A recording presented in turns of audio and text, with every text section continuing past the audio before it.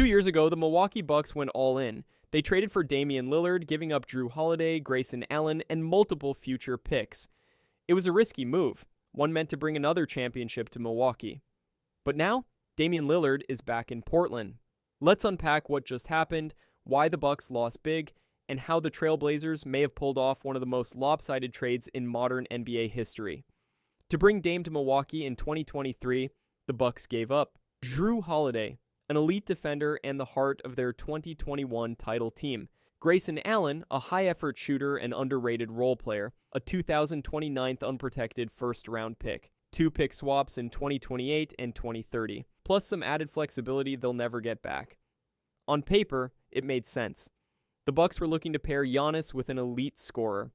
Lillard fit the bill, a 32 PPG star with deep shooting and clutch credentials.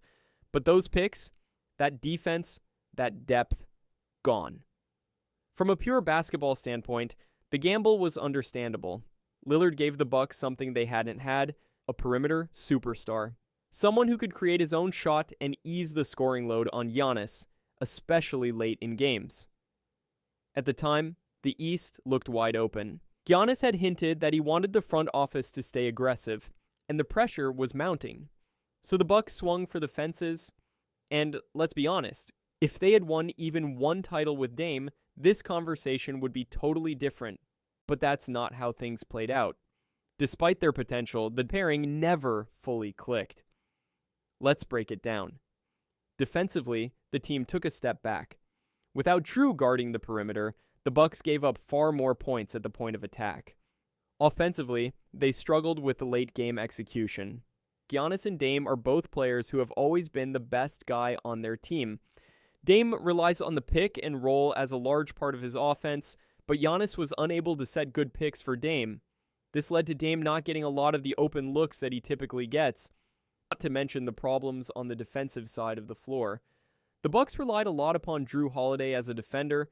By trading him, they got rid of pretty much their entire perimeter defense. Additionally, we got to be honest. Dame missed time with injuries. Giannis, too. They rarely got consistent reps together. Coaching changes mid-season, firing Adrian Griffin and replacing him with Doc Rivers, didn't help. All of that led to an early playoff exit in 2024, followed by another underwhelming campaign in 2025. Now here's the twist. Instead of reloading, Milwaukee chose to reverse course, and in a stunning move, they traded Damian Lillard back to Portland. So how did the Portland turn this into a franchise-defining win? Let's recap what they got from the original Lillard trade. Jrue Holiday, who they flipped to Boston for Malcolm Brogdon, Robert Williams III, and 2 more first-round picks. Grayson Allen, who provided shooting depth and later became a trade piece, multiple first-round picks and swaps from Milwaukee, and now Damian Lillard himself, back on a team-friendly renegotiated deal. It's unheard of. Portland got assets for trading Dame, built a young core around Scoot Henderson and Shaedon Sharpe, and then brought Dame back to mentor them. They pulled off the NBA version of selling a car for full value and then getting it back completely renovated. That's not just a good front office move, that's legendary asset flipping. Meanwhile, Milwaukee is stuck with the bill. They gave up their best perimeter defender, their most reliable shooter, and picks that could haunt them in the late 2020s. And what do they have to show for it? No Dame, no title, no depth. A soon-to-be 31-year-old Giannis with limited support, and no real cap space or trade flexibility for the foreseeable future. Their roster is aging, their draft cupboard is bare, and their win-now gamble didn't just fail, it set them back years. To really understand how bad this was, let's compare it to some of the NBA's worst trades.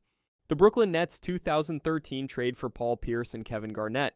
They gave up future picks that became Jason Tatum and Jaylen Brown. The Lakers' Dwight Howard, Steve Nash trades. They gutted their future for names and got no titles. Even the Russell Westbrook trade from the Rockets to the Wizards hurt Houston long term. But what makes the Bucks' situation worse is this. They gave everything away and got nothing back. Not even time. Not even a playoff run past the first round. And the cherry on top, they traded for Dame, only for Portland to get him back for free. For Portland, the future looks bright. Scoot Henderson is developing well. Shaedon Sharpe is a highlight reel waiting to happen. They have a boatload of picks and flexibility, and now a fan-favorite veteran in Dame to guide the next generation. For Milwaukee, it's a disaster. Unless Giannis signs a long-term extension, the clock is ticking. They can't rebuild, they don't have their picks, and they can't really retool. Their cap is jammed. They're caught in NBA purgatory, not good enough to contend, not bad enough to tank. And it all started with one trade. The Bucks tried to go all in, and look, it's hard to blame them. They saw a chance to pair two superstars, and they went for it. That's bold. That's the kind of move you have to consider if you want rings. But there's a difference between bold and reckless. In hindsight, this wasn't just a swing and a miss. It was a swing that cost them the game, the series, and maybe the franchise's future. Meanwhile, the Blazers flipped a 33-year-old star into a young core, multiple firsts, and a reunion on their terms. And with Young Hansen going crazy in Summer League, they might be on their way to a title themselves. So ask yourself again, is this the biggest fleece in NBA history? It just might be.